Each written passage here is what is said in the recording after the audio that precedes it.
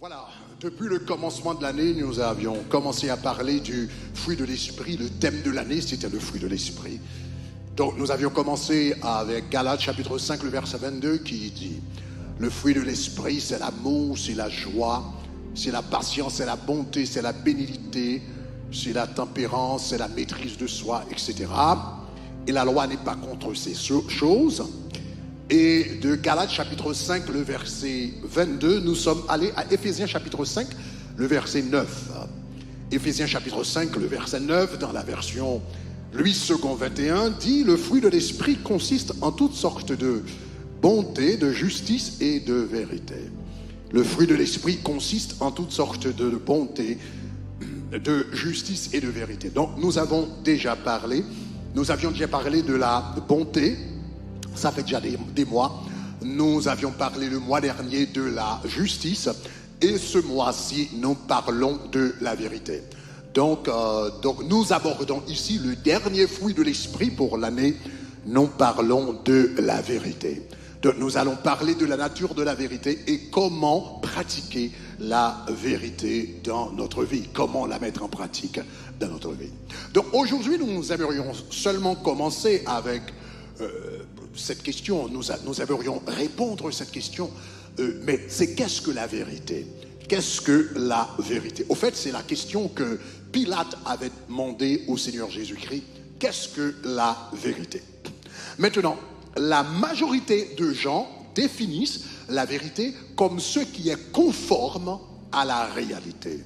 La majorité de gens définissent la vérité comme ce qui est conforme à la réalité, ce qui est conforme aux faits. Donc, généralement, on conçoit cela comme la vérité. Par exemple, si je dis que je suis assis et que je suis réellement assis et que c'est vrai que je suis assis, si je dis maintenant que tu es assis sur une chaise, et pendant que tu m'écoutes vraiment, tu es assis sur une chaise, on va dire que, voilà, il a dit la vérité. Il a dit la vérité parce que ce qu'il a prononcé est conforme aux faits, à ce que nous pouvons observer. Donc on dit c'est la vérité. Mais par contre, si je dis que tu es assis et en réalité tu es debout, alors là, tu vas dire ça. Donc il a fait une erreur, il a commis une erreur, ou il a dit un mensonge. Donc si je dis que tu es assis, et en réalité tu es debout, donc tu vas dire soit qu'il a commis une erreur, donc si c'est par accident, il a commis une erreur, et s'il l'a dit délibérément, il a menti. Donc généralement la définition classique de la vérité, c'est ce qui est conforme aux faits, ou ce qui est conforme à la réalité. C'est la définition classique de la vérité. Mais nous devrions nous poser la question: est-ce vraiment la définition de la vérité? Est-ce réellement la définition de la vérité? Comment la Bible, elle, voit la vérité? La meilleure façon de vous expliquer cela, c'est de remonter avec vous à la sortie d'Égypte. Quand le peuple d'Israël est sorti d'Égypte, la Bible dit que le Seigneur a appelé Moïse et il lui a dit: j'aimerais que tu me construises une maison pour pouvoir habiter parmi mon peuple. J'aimerais que tu me construises un tabernacle. Donc le Seigneur a appelé Moïse, il l'a appelé au sommet de la montagne. Il l'a fait voir une vision d'un temple, d'un tabernacle qui comportait 3 parties. Premièrement un parvis, deuxièmement un lieu saint et troisièmement un lieu très saint. Et Dieu lui a dit dans Exode chapitre 26, le verset 30, le Seigneur lui dit: tu dresseras le tabernacle d'après le modèle qui t'est montré sur la montagne. Tu dresseras le tabernacle d'après le modèle qui t'est montré sur la montagne. Donc voilà, le Seigneur a appelé Moïse, il l'a appelé au sommet de la montagne. Donc il lui a donné une vision d'un tabernacle céleste, il lui a donné une vision d'un tabernacle spirituel, en tout cas qui existait dans un autre monde, et après qu'il lui donnait la vision, il lui a dit, eh bien voilà, maintenant tu vas faire selon le modèle qui t'a été montré sur la montagne. Maintenant, voilà, la grande question, c'est que ici nous avons deux tabernacles. Alors, il faut que je vous dise qu'après avoir reçu la vision, Moïse a appelé le peuple, il leur a communiqué la vision, il leur a dit voici ce que le Seigneur a dit, voici ce que nous devrions faire. Et tout le peuple s'est mis à l'œuvre pendant 2 ans et ils ont bâti le tabernacle selon les instructions que le Seigneur avait données. Donc dans le livre d'Exode, nous avons des instructions méticuleuses par rapport à comment qu'il devait faire le tabernacle, les matériaux qu'il devait utiliser, les couleurs, les mesures, tout cela nous est donné dans le livre d'Exode. Donc il y a 10 chapitres dans le livre d'Exode qui traitent de la construction du tabernacle. Donc le Seigneur lui a non seulement donné une vision du tabernacle, mais il lui a donné des instructions précises dans sa parole, en ce qui a trait à la façon dont il devait construire le tabernacle. Donc Moïse est descendu de la montagne, il a donné les instructions précises donc aux architectes, aux constructeurs, aux femmes qui taillaient les choses, etc. Et finalement, après 2 ans de travail, dont ils ont fait le tabernacle conformément au goût du Seigneur, conformément aux instructions du Seigneur. Donc quand le Seigneur est descendu, donc le Seigneur a vraiment aimé, le Seigneur a posé son sceau d'approbation sur le tabernacle, et il est venu habiter parmi le peuple. La Shekinah de la gloire est descendue et il est venu habiter parmi le peuple. Et à partir de ce moment, les sacrificateurs ont commencé à présenter leurs offrandes et leurs sacrifices sur une base quotidienne devant la présence de Dieu. Donc voilà. Ici, nous avons 2 tabernacles. Il y avait premièrement le tabernacle terrestre, il y avait premièrement le tabernacle céleste que Moïse avait vu dans une vision, et il y a deuxièmement le tabernacle terrestre que le peuple d'Israël avait construit de leurs mains. Je reprends, il y avait 2 tabernacles. Il y avait le tabernacle céleste que Moïse avait vu dans une vision, et il y a le tabernacle terrestre que le peuple avait construit de leurs mains. Donc maintenant, la question c'est lequel de ces 2 tabernacles était le vrai tabernacle? Lequel était le vrai? Maintenant, la majorité de gens répondraient que, voilà, le vrai tabernacle, c'était le tabernacle que les gens pouvaient toucher, c'était le tabernacle qu'ils pouvaient voir. C'était le tabernacle qu'ils pouvaient palper. C'était le tabernacle qui était tangible. C'était le tabernacle qui était visible. C'était le tabernacle qu'ils voyaient chaque jour devant eux. Ça, c'était le vrai tabernacle. La majorité de gens, c'est la réponse qu'il aurait donnée. Mais regardez ce que la Bible dit par rapport à la nature de la vérité, lequel était le vrai tabernacle. Regardez ce que la Bible nous dit par rapport à cela.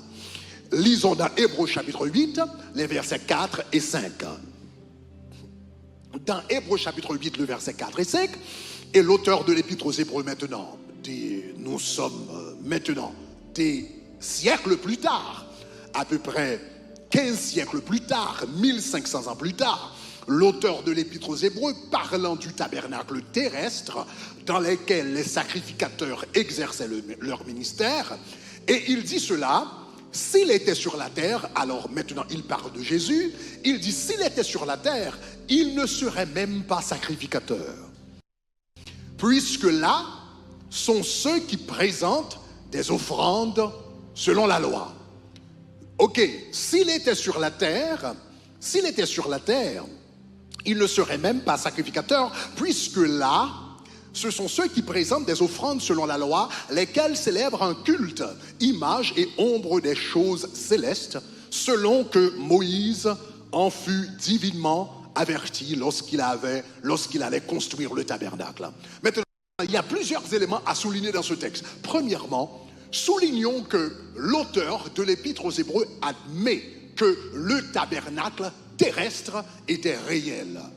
Soulignons que le texte nous dit que le tabernacle était réel. Regardons une fois le texte. Le texte dit s'il était sur la terre, il ne serait même pas sacrificateur, puisque là sont ceux qui présentent des offrandes selon la loi. Là, ce sont ceux qui présentent des offrandes selon la loi. Donc, en d'autres termes, l'auteur de l'Épître aux Hébreux admet que le tabernacle terrestre était réel. Le tabernacle terrestre était palpable. Le tabernacle terrestre était tangible. Le tabernacle terrestre, c'était une réalité humaine. Donc, la porte, c'était réel. L'autel d'airain, c'était réel. Donc, le lavoir, c'était réel. La cuve d'airain, c'était réel. Le chandelier d'or, c'était réel. La table d'épée, des propositions, c'était réel. L'autel des parfums, c'était réel. L'arche de l'alliance dans le lieu très saint, tout ça, c'était réel. L'auteur ici ne discute pas, il ne remet pas en question la réalité du tabernacle. Il dit que les sacrificateurs y présentaient leurs offrandes chaque jour. Donc matin et soir, ils présentaient l'offrande du matin, ils présentaient l'offrande du soir, ils présentaient leur offrande chaque sabbat, ils présentaient leur offrande chaque nouvelle lune, c'est-à-dire chaque mois, ils présentaient leur offrande chaque fête, la fête de Pâques, la fête des Pentecôtes, la fête des tabernacles. C'était un tabernacle réel. Donc il n'y a pas de doute là-dessus. L'auteur nous dit ici que le tabernacle était réel. Mais par contre, il va ajouter quelque chose de très intéressant. Regardez ce qu'il dit maintenant plus tard dans le texte. Dans le texte, il dit, donc le verset, je vous relis le verset, le verset dit s'il était sur la terre, il ne serait pas même sacrificateur, puisque là sont ceux qui présentent des offrandes selon la loi. Et puis maintenant, regardez la deuxième partie du texte. La deuxième partie du texte dit, lesquels célèbrent un culte, image et ombre des choses célestes. La Bible dit, lesquels célèbrent un culte, image et ombre des choses célestes. Maintenant, remarquez avec moi, regardez avec moi. Le texte nous dit que le tabernacle était réel. Le tabernacle était tellement réel que les sacrificateurs y présentaient leur offrande chaque jour, chaque semaine, chaque mois et chaque fête. Pourtant, le texte nous dit que ce tabernacle, c'était une image. Ce tabernacle, c'était une image. En d'autres termes, c'était une copie. Ce tabernacle, c'était une image d'un autre tabernacle. C'était une photocopie. C'était une photocopie terrestre du tabernacle céleste. Maintenant, vous et moi, nous savons que, donc, une photocopie, par exemple, une photocopie n'est pas fausse. Par exemple, si tu te rends quelque part et tu fais une photocopie de ton acte de naissance, la photocopie n'est pas fausse, mais la photocopie n'est pas l'original non plus. La photocopie n'est pas fausse, mais la photocopie n'est pas l'original. Donc si tu as des titres de propriété, tu as acheté par exemple un terrain et tu veux le revendre, donc tu as les titres de propriété, tu as les documents et tu as des photocopies. Maintenant, tu te présentes au notaire et tu dis, voici, il y a ce monsieur qui est assis à ma droite, j'aimerais donc lui vendre mon terrain, etc. Donc on a conclu, donc la transaction a été conclue, pourtant étant, etc. J'aimerais lui donner ce terrain ou bien vendre ce terrain. Voici, je vous apporte les photocopies de mes titres de propriété. La première question que va vous poser le notaire, mais monsieur, où sont les originaux? Où sont les originaux?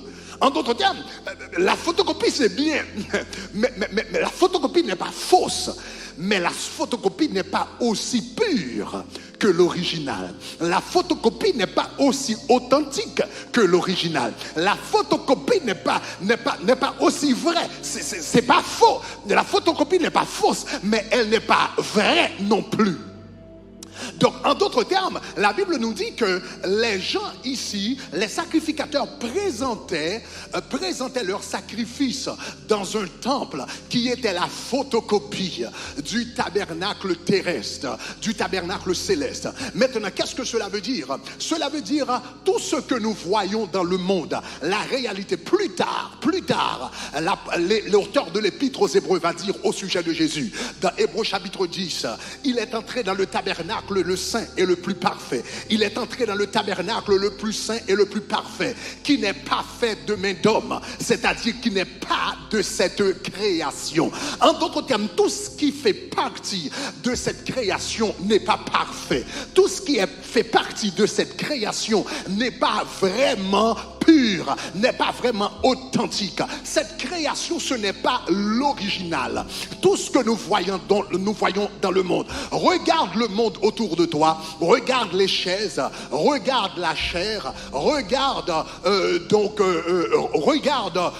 les murs, regarde les fenêtres. Si tu es à l'extérieur, regarde les montagnes, regarde les arbres, regarde les rivières. La Bible dit toutes ces choses-là sont les ombres des choses célestes.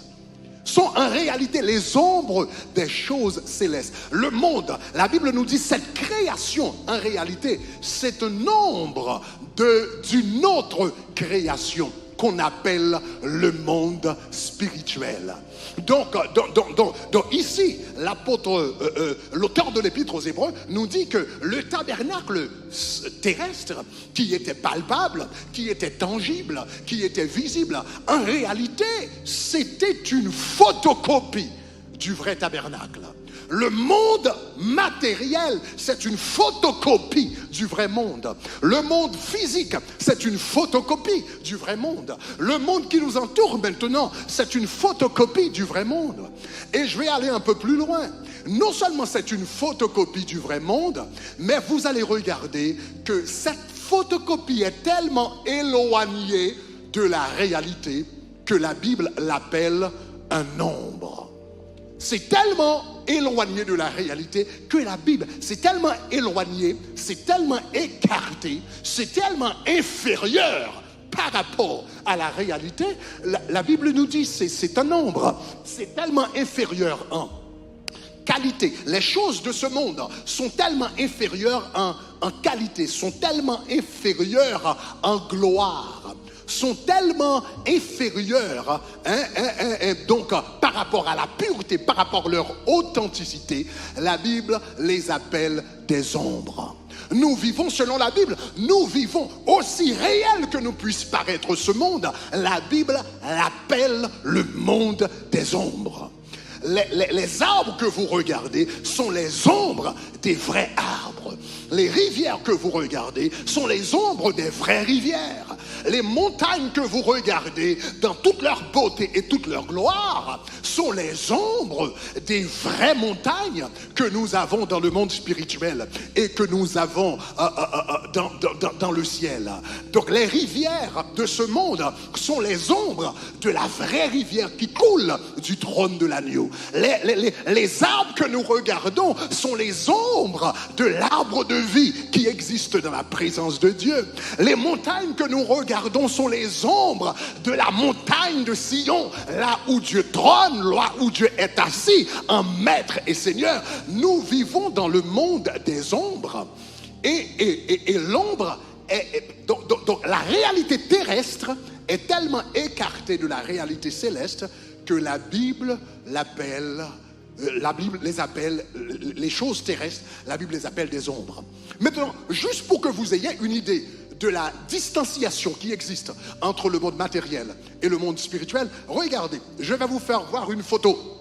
Regardez-moi, si vous pouvez mettre la photo, vous allez regarder une photo. Ça, c'est moi. Regarde-moi, il y a moi en avant et il y a mon ombre en arrière. Maintenant, mon ombre n'est pas faux, c'est pas faux. L'ombre que tu regardes ici, ce n'est pas faux. Ce n'est pas faux, hein. ce n'est pas faux, l'ombre n'a pas été falsifiée. L'ombre reflète le contour ou encore les contours de Grégory. Mais regarde la différence, le monde de différence qui existe entre mon ombre et ma réalité. Une grande différence, c'est que dans la réalité, je suis plus beau que ne présente l'ombre. Hein? Donc, le vrai Grégory est beaucoup plus beau que son ombre. Mais regarde toute la différence qui existe entre l'ombre et la réalité. Et la Bible dit tout ce que nous regardons dans ce monde, les voitures que nous voyons, les montagnes que nous voyons, les collines que nous voyons, les rivières que nous voyons, les arbres que nous voyons. La Bible dit ce sont des ombres comparativement aux vraies choses qui se trouvent dans le monde spirituel. Donc voilà pourquoi le mot vrai dans la Bible, toutes ces choses sont réelles, mais la Bible réserve le mot vrai pour les réalités spirituelles. Donc les choses de ce monde sont réelles, mais la Bible réserve le mot vrai pour les choses spirituelles. Donc dans Hébreux chapitre 8, versets 4 et 5, la Bible dit que ces gens-là servaient dans un tabernacle qui était réel, mais aussi réel que pouvait être ce tabernacle, c'était l'ombre, c'était un ombre, c'était une image, c'était nombre des choses célestes. Maintenant, regardez Hébreux chapitre 8, versets 1 et 2. Hébreux chapitre 8, versets 1 et 2 dit: nous avons un tel souverain sacrificateur qui s'est assis à la droite du trône de la majesté divine dans les cieux, comme ministre du sanctuaire, et soulignez cela, comme ministre du sanctuaire et du véritable tabernacle qui a été dressé par le Seigneur et non pas par des hommes. Donc cela veut dire entre ces deux tabernacles, lequel de ces deux tabernacles était le vrai? Lequel de ces deux tabernacles était le véritable? Le tabernacle qui était vrai, ce n'est pas le tabernacle qu'il pouvait toucher, ce n'est pas le tabernacle qu'il pouvait palper, ce n'est pas le tabernacle qu'il pouvait sentir, ce n'est pas le tabernacle qu'il pouvait constater. Le vrai tabernacle, c'était le tabernacle que Moïse avait vu dans sa vision sur la montagne. Le tabernacle terrestre était réel, mais il n'était pas vrai. Le tabernacle qui était vrai, c'était le tabernacle que Dieu avait révélé à Moïse sur la montagne. Le tabernacle qui était vrai, c'est le tabernacle qu'il avait vu. Le tabernacle qui était vrai, c'est le tabernacle qu'il avait reçu par révélation. Le tabernacle qui était vrai, c'était le tabernacle au sujet duquel Dieu lui avait donné des instructions selon sa parole. En d'autres termes, selon la parole de Dieu, dans le parler de chaque jour, dans le jargon de chaque jour, on dit que la vérité, c'est ce qui est conforme à la réalité, ou la vérité, c'est ce qui est conforme aux faits. Mais selon la parole de Dieu, la vérité, ce n'est pas ce qui est conforme à la réalité. La vérité, c'est ce qui est conforme à la parole de Dieu. La vérité, c'est ce qui est conforme à la révélation divine. La vérité, c'est ce qui est conforme à ce que Dieu a dit.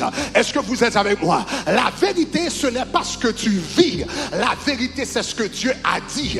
Voilà pourquoi Jésus dit: sanctifie-leur par ta parole, car ta parole est la vérité. Donc vous avez un choix à faire ce matin. Est-ce que vous allez vivre votre vie selon la réalité, ou vous allez vivre votre vie selon la vérité? Il y a une grande différence entre la réalité et la vérité. La vérité, c'est ce qui est conforme aux faits.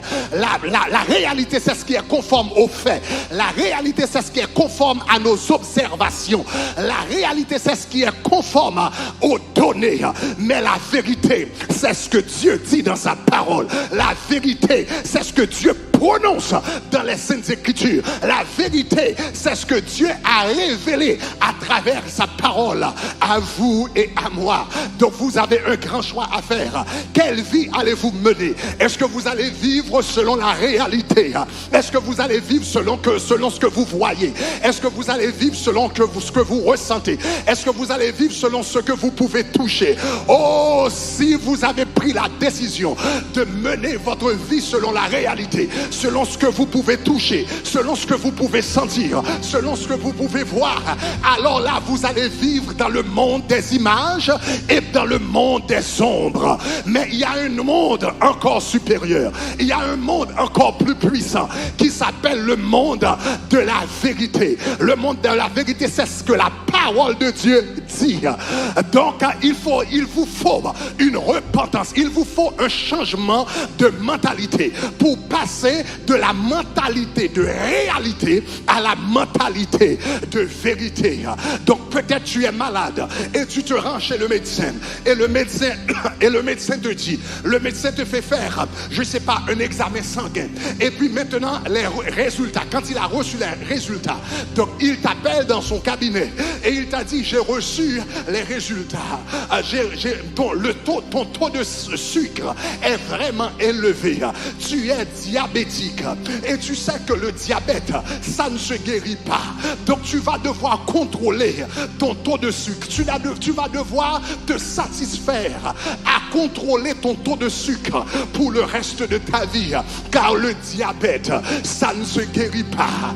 Alors tu vas répondre au médecin, tu vas dire, doc, ça c'est la réalité.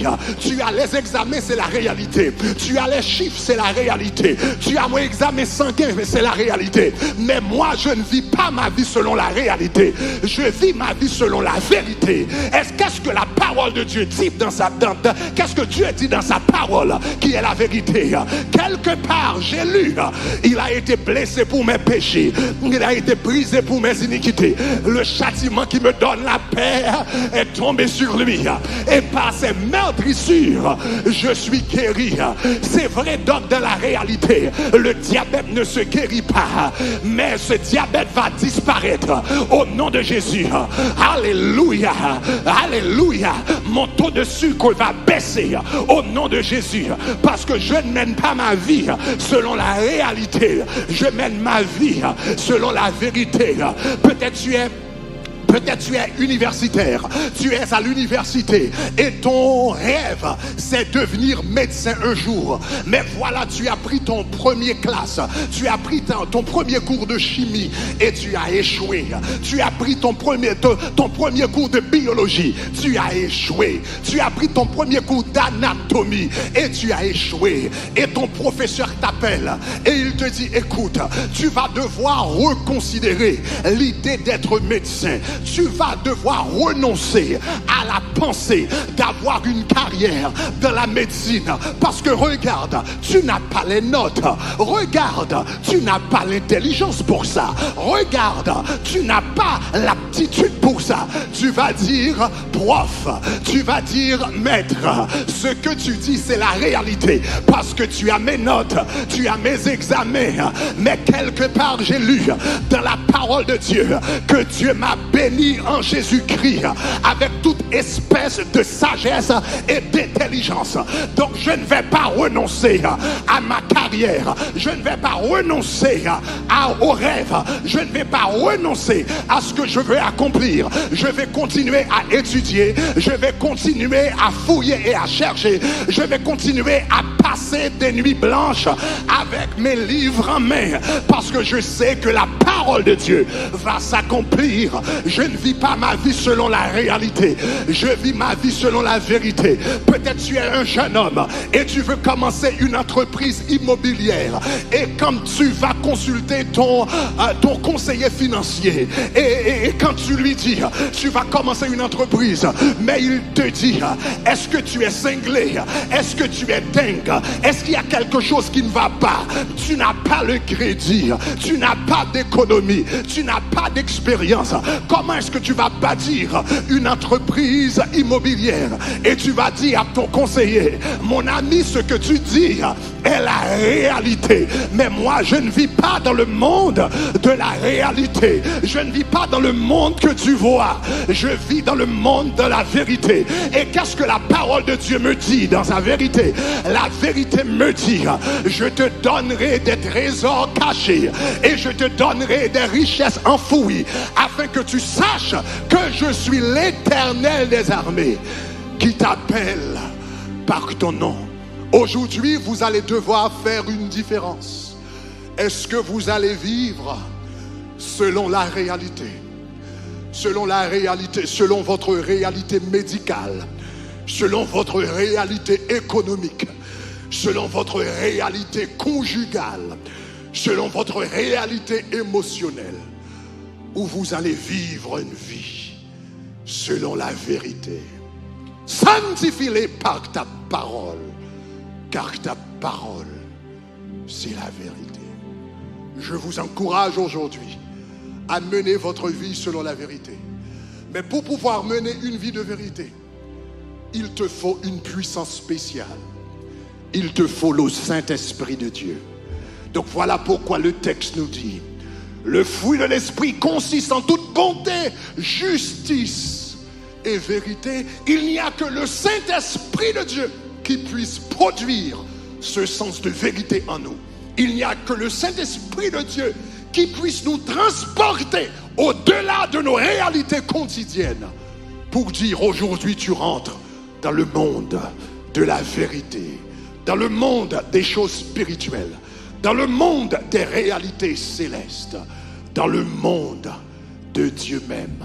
Que le Saint-Esprit de Dieu vous aide à marcher non selon la réalité, mais selon la vérité. Au nom de Jésus. Seigneur, nous te remercions pour ta parole. Nous te remercions pour ton enseignement. Nous te remercions pour tout ce que tu as fait dans notre vie, oh Seigneur. Oh, merci Seigneur. Merci Seigneur. Ta parole dit: il n'y a maintenant aucune condamnation pour ceux qui sont en Jésus-Christ. Les médecins peuvent nous condamner, les avocats peuvent nous condamner. Oh, le comptable peut nous condamner, peut nous dire qu'il n'y a pas d'espoir, selon les données, selon les chiffres, selon toute analyse logique. Il n'y a pas d'espoir. Mais gloire à Dieu Seigneur, qu'à travers le Saint-Esprit de Dieu, nous pouvons transcender le monde de la réalité pour entrer dans le monde de la vérité. Seigneur, équipe-nous, transforme-nous. Aide-nous, Seigneur, à changer de mentalité afin que nous puissions vivre la façon que toi, tu veux que nous le fassions. Nous remercions, nous te remercions. Au nom de Jésus. Il est parmi nous. Il est parmi nous. Il est parmi nous. Il est parmi nous. Écoutez, chers amis, je viens de partager la parole de Dieu avec vous sur qu'est-ce que la vérité. La vérité, ce n'est pas ce que le monde dit. La vérité, c'est ce que la parole de Dieu dit. Mais tu sais, la parole de Dieu nous dit il y a un enfer. Et la parole de Dieu nous dit également qu'il y a un ciel. Il y a un enfer à éviter, il y a un ciel à gagner. Donc si vous n'avez pas encore donné votre vie à Jésus, c'est le moment de le faire. Je vais vous inviter à prendre cette décision ce matin de donner votre vie à Jésus. Ce que la parole de Dieu dit, c'est la vérité. Si vous passez votre vie à courir après des voitures, de belles maisons, de belles femmes, vous êtes en train de poursuivre des illusions. Vous êtes en train de poursuivre des ombres, des images. La vérité, les vraies richesses, le vrai bonheur, le vrai succès, c'est d'avoir Jésus dans sa vie. Donc j'aimerais vous inviter à donner votre vie à Christ si vous ne l'avez pas encore fait. vous allez cliquer sur le premier lien au bas de la page YouTube. Vous qui me regardez sur YouTube maintenant, cliquez au premier lien au bas de la page. Peut-être avez-vous donné votre vie à Jésus, mais à un moment donné, vous vous êtes détourné du chemin. C'est le moment de revenir aux pieds du Seigneur. Là où vous êtes, cliquez sur le premier lien pour donner votre vie à Jésus. Je vais reprendre le cœur, il est parmi nous. Il est parmi nous. Pendant que nous sommes en train de chanter, prenez cette décision maintenant. Prenez cette décision maintenant, très importante. Si vous aimeriez faire partie d'un corps spirituel, d'une famille spirituelle, vous pouvez cliquer sur le premier lien également. Si vous aimeriez vous faire baptiser, la parole de Dieu nous enjoint à le faire. Donc maintenant, cliquez sur le premier lien. Nous allons reprendre le refrain. Et par après, je vais prier pour vous. Il est parmi nous. Il est parmi nous. Alléluia. Il est parmi nous. Il est parmi nous. Il est. Vous qui me regardez, qui faites partie d'un campus maintenant, vous pouvez avancer. Si vous êtes dans l'un de nos campus, vous pouvez avancer maintenant. Alléluia, au-devant de la chair pour prendre votre décision. Alléluia, c'est une décision très importante. Si vous me regardez, vous faites partie de l'un de nos campus, je vais vous demander de vous mettre debout maintenant. Mettez-vous debout et avancez. Alléluia. Allez, avancez par devant et quelqu'un va vous recevoir et vous donner les instructions nécessaires. Alléluia. Il est parmi nous. Il est parmi nous. Il est parmi nous. Alléluia. Il est parmi nous. Il est parmi nous. Oh, il est parmi nous. Il est parmi nous. Le Saint-Esprit est parmi nous. Il est parmi nous. Il est parmi nous. Il est parmi nous. Seigneur, nous te remercions au nom de Jésus. Vous qui avez pris la décision de donner votre vie à Jésus, répétez ces paroles avec moi. Faites cette prière avec moi. Dis Seigneur Jésus, je te remercie pour ta parole. Merci de m'avoir enseigné sur la nature de la vérité. Aujourd'hui, je te donne ma vie. Je te demande de la prendre au nom de Jésus. Fais ce que tu voudras, tu en voudras. Transforme-moi, change-moi à ton image et à ta ressemblance. Encore, Seigneur, je te donne ma vie. Au nom de Jésus. Amen.